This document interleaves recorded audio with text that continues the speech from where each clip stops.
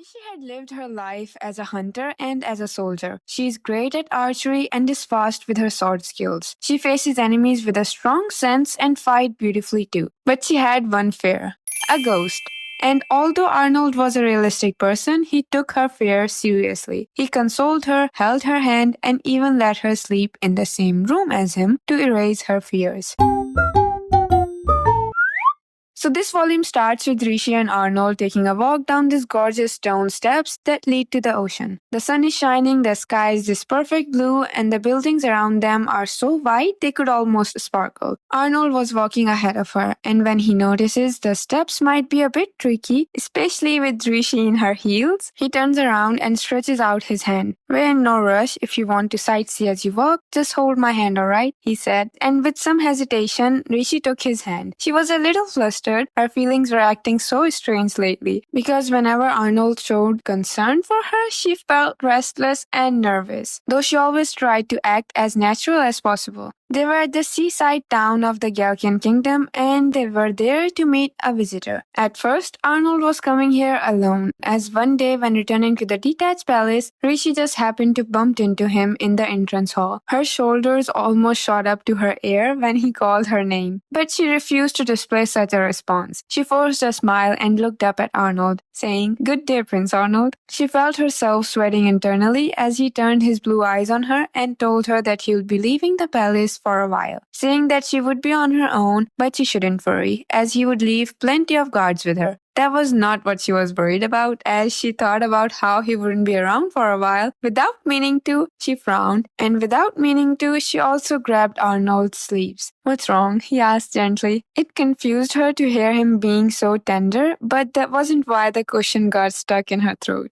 No one was more surprised than Rishi by her own actions. Arnold would be gone, and the effect that news had on her emotions were impossible to understand. A thought comes to her mind. She cast her gaze to the floor. "Is it that She didn't finish her thought. "Do you want to come with me?" he asked, to the ocean, and clarified, though his face was unreadable. Rishi nodded several times. "Yes, I want to go to the ocean." It's like he had read her mind, and after making sure that she was alright with it, Arnold told Oliver to make the arrangements. Alright, so back to the person who they were meeting. It was a princess from the small country of Sigil, which was located in the west and was known as the country of riding, because it had a lot of books there. But the princess was arranged to marry into another kingdom called Fabrania. There she would have a significant and a very troubling future that Rishi already knew about. So like always, she wanted to change that. Her name was Princess Harriet, and she was known in Rishi's past life as a heinous criminal who drained a country's treasury and was executed by her husband. Right now, she was coming to attend Arnold and Rishi's marriage ceremony, which was taking place in a month. When they get to the harbor, Oliver points them to the woman standing under a big white umbrella. She dressed to impress in this elegant green with golden hairs flowing like a waterfall. She snapped the fan shut in a gesture of breathtaking elegance, and as she approaches them, her steps were light as if they didn't weigh a thing. It's like she's walking on clouds. Rishi thought, no, not walking. She blinked and observed the woman. It's like she's sprinting toward us. When this realization hits Rishi, it is already too late. The woman tripped and fell on her face with a loud splash.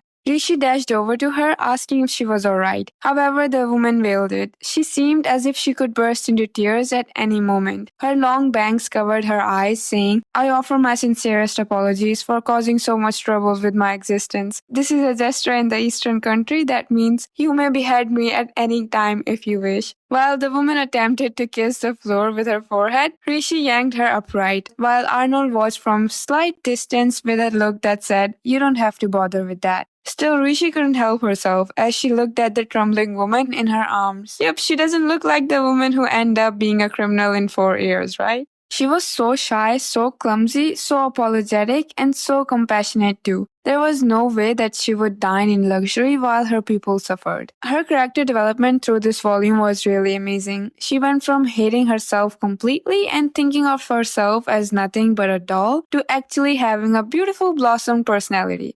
In Rishi's 5th life, she met a group who called themselves Hunters, and from there she lived in the forest with them for at least 4 years. But in the last year, she also worked for the Sigil family with them, before they all get killed in the war along with her. So naturally, she had seen their prince, Prince Curtis, but she had only heard about his sister, who had by then was already beheaded by the Prince of Fabrania. However, right now she was struggling to even get the words out of her mouth. She was so embarrassed and scared that Rishi tried everything to make her comfortable, but was not succeeding at all. There was also another problem, because since the prince's fiancé didn't want any men around her, and Galkin only had male imperial guards, they were not allowed to guard her. And unfortunately, her ship had arrived before her brother's ship, that also had most of her lady knights. So she was basically left defenseless. Oliver said, "There's no way we can find someone on such short notice who would be skilled enough to serve as her guard, whose background we can verify, and who knows the proper etiquette for." At the same time, Rishi tugged Arnold's sleeves. And after several seconds, Arnold sighed and asked, "What is it?" It's not like Arnold to ask a question he already know the answer to, Rishi thought as she raised her hand. "I can serve as Princess Harriet's guard." Oliver was shocked, whereas Arnold clutched his forehead and bowed his head. The air about him said plainly, "I was afraid this would happen." She was the best candidate to guard the princess for a while, and Arnold knew it. But he didn't want to put her life in danger, though Rishi didn't seem to get it. So she argues that her skill may pale in comparison to his and that of his imperial guards, but she believes that she can prove quite handy as an escort. "That's not my issue with this." Arnold gazed at Rishi in the earnest and then lowered his lips to her ears. "I'm most concerned about your safety." She stepped back, flustered, resisting the urge to snap back at him. "Rather than considering me someone who must be protected, I would prefer it if you assumed me capable of fending off most enemies," she said. "I never said I didn't trust you. I believe in your courage and your sword skills," he replied before sighing again. "I would like to know what you're scheming, though," he said. "That's my little secret," she replies. "Isn't it always?" He thought for a moment. "Can I ask you to do this for a little while?" he asked. Rishi smiled with relief. "Yes, leave it to me, Your Highness." She was turning around toward Harriet when Arnold grabbed her arm. His voice was quiet, as if he were carefully carving the words into her memory. "You may be able to fend off most enemies, but you're still under my protection," he said, and Rishi's heart started to beat fast. She wished he'd go a little easier on her. Willing her cheeks not to redden, Rishi headed for Harriet to be her escort and her personal guard.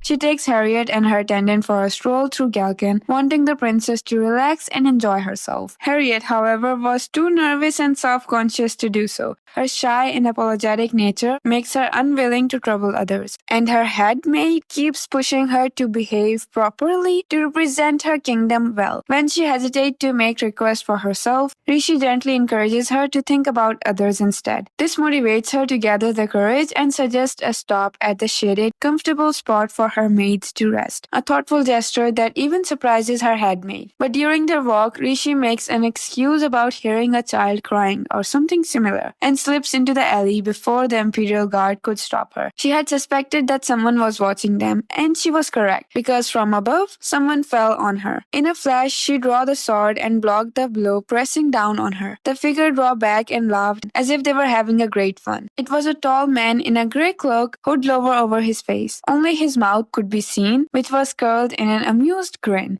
"Hello there, adorable little lady. That was a fantastic greeting just now. I suppose you couldn't just put up with me watching you like that, could you?" he asked. She could never have seen this person, nor did she recognize his voice. But his movements seemed familiar. "Say, how'd you notice me?" At first, his words come out as an unfamiliar rasp of an elderly man, but when he spoke again, he sounded younger and stronger. "Nothing special about what I did. I just took a stroll in places I thought would be easily observable," she said, and added, "It's a habit of mine when I want to confirm an area's safety." After that, they had a very civilized conversation where he tried to drug her to put her to a nap, while Rishi tried to reveal his face by trying to pull his hood down with her sword. In an instant, a knife sailed it toward her eyes, and she twisted around to avoid it. He was surprised that she could even dodge that, while Rishi thought that he was going to stab her in the eye. But she still didn't panic. Soon they heard the Imperial Guards approaching them, and he left her, But she did see his eyes. They were red in color, and in an instant she realized who that man was. He was the tall man that she had saved in the forest in her fifth life, her fellow hunter named Raul, who she seemed to get closer to back in that life. His character was also very interesting, and the funny thing is, he could become anyone he wants, and he doesn't have a single personality or a single name. Even here, he comes to them disguised as Prince Curtis. Rishi understood it wasn't the real Prince Curtis in an instant, right after seeing his eyes. But she couldn't find his true motives to why he was doing this. Hence, she didn't told Arnold about it. Well, also because if she did told him, he would be suspicious of her because in this life she didn't even know that the real Prince Curtis had olive green eyes. Anyways, she got back to the palace with the princess, and that's when they told her about her biggest fear, a ghost. Later that night, Rishi was sitting in the dining hall, totally on edge, waiting for Arnold to show up. The second she heard his footsteps, she bolts over to him, and Arnold, being sharp as always, immediately asked, "What is it? Did something happen while you were guarding the princess?" No, Rishi shook her head. She was clinging to Arnold's jacket now. "It's just there's something I like to ask you, Your Highness, though I know it's incredibly rude," she said. "Go ahead, don't be afraid, I'll listen whatever it is," he said, and then Rishi drops the bomb. "I'd like to sleep in the same room as you, Prince Arnold." Arnold was like, "What?" I don't know why I find it so funny. Then Rishi, all flustered, explained what's going on. As I said, her maids saw a ghost. As they were cleaning the castle, they heard a window creak in an empty room. And then they saw a figure that slid away silently before vanishing. Arnold looked at shivering Rishi in silence. She was terrified of ghosts, as she had died several times and continued to linger in this life due to her strange fate. She couldn't rule out their existence. So you're afraid of this disappearing person?" Arnold asked at last. "You're not scared, Your Highness?" she asked in return. "Even if ghosts do exist, what could someone with no physical form do?" He asked a logical question. That logic only comes from people who aren't afraid of ghosts, she whined. Still, Arnold's words were comforting. "This sort of thing is scarier the more frightened the people around you are, right?" he asked. Rishi hung her head as Arnold stroked her hairs. "My mates were spooked out of their minds, so I pretended that I was unfazed. I told them that there was no such a thing as ghosts, which helped my mates calm down. But then I couldn't tell them, actually, I'm scared too. And then you shut yourself away in the dining hall and waited for me to show up." He completed her sentence, and she nodded. She sat there and waited for Arnold's return, calling his name over and over again in her mind. Naturally, she kept the last bit to herself, gazing up at him now that he was physically beside her. And Arnold had the grace to not laugh at her. "By the way, Your Highness, did you want to eat?" she asked. "I'm busy consoling you," he replied. "I know, it doesn't really count as riz or anything, but he is such a gentleman." He also said it like it was a task of highest priority. "I really like the ocean," she said. "I thought you would," he replied. "But if I think a ghost could appear in my room, the crashes of the wave might scare me." She gave her excuse and added, "I think it will be difficult to stay in my room by myself." She clutched her dress with her right hand and Arnold's jacket with her left. "Prince Arnold, His expression were complicated, throwing Rishi into a fluster. "I knew it. I'm being a bother to you, aren't I? A grown woman like me asking to sleep in the same room," she said apologetically. "That's not it." Arnold shut his eyes, sighed, and repeated, "That's not it." It might just be me, but I really want to see a bit more emotions from Arnold. The writers have written him with great mystery. Like, what was that about? Why did he repeat it himself? And most importantly, even till now, we don't know why he married her. Anyways, he asked if the rooms with 2 beds were cleaned, and Rishi said her maids had cleaned every single room. Then she got a little surprised, thinking that he was agreeing a bit too easily. "You really sleep in the same room as me?" she asked. To which he replied, "You think I can just peel you off of me and toss you back into your room?" Because she was still gripping his jacket so tightly. It embarrassed her to cling to him too, but she wanted to stay in that way a little longer. Unfortunately, a knock on the dining hall causes her to release him. An imperial guard had come to inform Arnold of the current state. While they talked, Rishi's mind went back to the ghost again. Right then, Arnold's hand brushes against hers. Before she knew it, their fingers had intertwined beneath the table. Her head shot up in surprise, but his face remains the same. Hyper-focused on their fingers, she forgot all about her fears. After the guards left, Rishi suggests that they eat in a flustered state and rang the bell to summon the kitchen staff. She planned to fool her staff, so she asked him to get her after she was done with her bath. She didn't want them to know that she was sharing a room with Prince Arnold because she couldn't control her fears. He reassured her, saying, "I'll be there no matter what happens, so don't worry." Now, before going to bed, she had a conversation with Princess Harriet about a famous fantasy book. It was the only topic that the princess seemed to enjoy because in Fabrania, she wasn't allowed to read fantasy books. Princess Harriet also thanked Rishi since because of her wedding ceremony, she got to meet her family from Sigil, or else they must have only met at her wedding. In her mind, Harriet didn't have any value for herself, unless she is an obedient wife to her future husband. She thought that it was the only reason why she was alive. And worse, she doesn't even seem to like her own face. The sad part was that once upon a time, Rishi felt the same way, thinking that if she wasn't born as a boy, she must at least become a queen.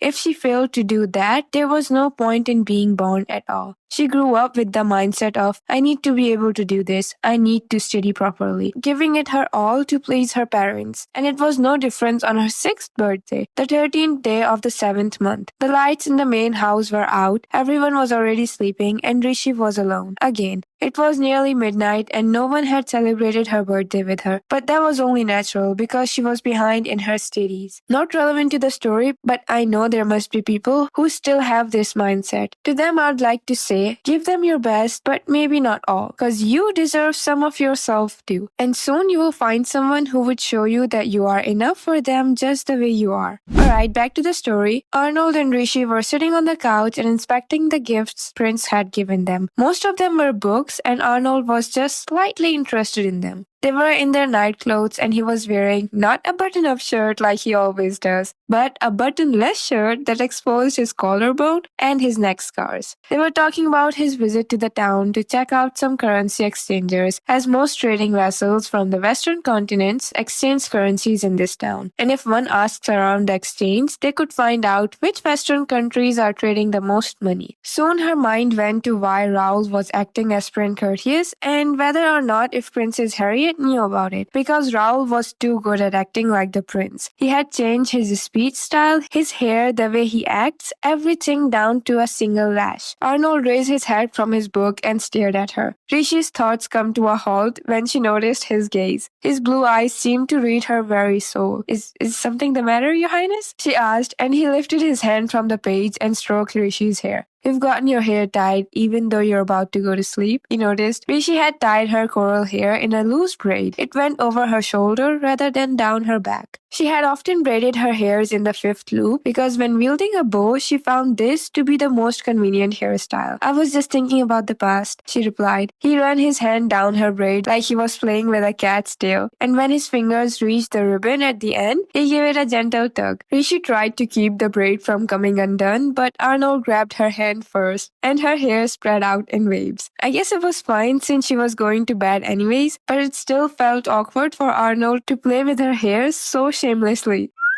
Rishi pouted at him. You're like a little boy playing a prank. Arnold smiled back down at her. You might be right, he said with a chuckle. Then his finger began to comb her hairs. She found herself genuinely floated by his tenderness. The more his fingers brushed her hair, the more flustered she grew. She called out his name and he replied with a yes. Then she said that she was going to bed and sprang to her feet, but not before gripping Arnold's hand and asking him to go to sleep too. Their beds were like 50 centimeters apart, and they both lay in there with little to no moonlight. She apologizes to him for causing trouble, and he tells her about how Oliver advised him to get older noble family maids for her. However, Arnold went with younger maids because he didn't want her to feel alone in that place. Now he was thinking that maybe he should send some older maids her way because she felt the need to protect the younger ones. Wrapping her arm around the second pillow on her bed, Rishi told him, I think you still would have ended up sleeping in this room, even if I had some older maids. Why is that? He asked. Rishi pressed her mouth onto the pillow in her arms and mumbled, because I can't seem to show this side of myself to anyone but you lately, Prince Arnold. Even in the dark, Arnold looked surprised. Rishi sat bolt upright in the bed when she realized what she had just said. Oh, I'm not saying I can trust anyone other than you. I find all my mates and knights and Oliver very encouraging, and Prince Theodore helps me out all the time too. It's just that as she spoke, she sank back down onto the bed, whispering, "For some reason, you're the only one I want to ask for these sort of favors." Try as she might, Rishi couldn't explain it. Surely all those other people would have helped her if she had asked them. But most mysteriously, she couldn't bring herself to confide in them. I think it's because you're better with sword than anyone else in the world. Arno loosed an amused laugh. I guess I should give your knights more training before I hire additional maids then. They talked a bit more about how Rishi had asked the guards to set up traps with bells to catch an intruder or a ghost, saying until they catch someone, she'll keep believing that it is a ghost. In the end, he asked if the crashing of the waves were scary, and she said, "Not with you here," and they both fell asleep. It's entertaining to read them being in summer while my nose is cold, and later they will visit the beach and she will pull a prank on him too. It will be in chapter 2 if you want to read it. That was all for today. Thank you for listening to me. Take care of yourself and goodbye. Really wanna hurt you, but I can't control the pain. If you're sticking by my side, maybe we could be okay. Okay, maybe you could be the change.